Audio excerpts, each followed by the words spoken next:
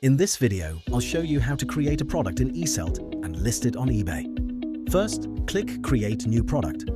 Give the product a name. This is an internal title, so it's best to use a unique product code to find it easily later. Next, create a supplier. This helps you keep your products organized in Eselt. Now choose a template. In the template settings, you can configure your store details, upload your logo, and adjust colors, layout, and fonts. Next, use the AI feature to generate SEO-optimized content. This includes the title, description, and bullet points. The basic fields are filled in automatically. Just review them and make sure everything is correct. Here, you also select the eBay store category that you previously created directly in your eBay account. You can also assign a main SKU. If you don't do this, Eselt will automatically generate a unique SKU. Now we create variants. In this example, the product has one color and multiple sizes.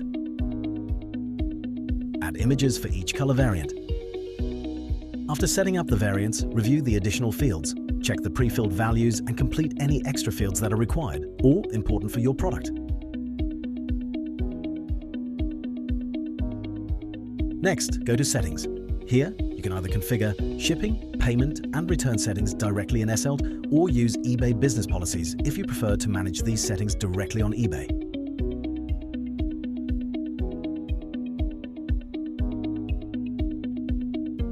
In the Images tab, add all general product images. In the Prices tab, set your prices. You can apply the same price to all variants with just a few clicks. In the Inventory tab, set stock levels. If you enable it, Eselt can synchronize inventory automatically with eBay.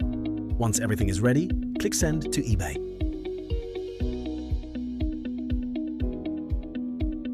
If something required is missing, Eselt will show a clear warning message. After fixing the issue, the product is ready and can be successfully listed on eBay.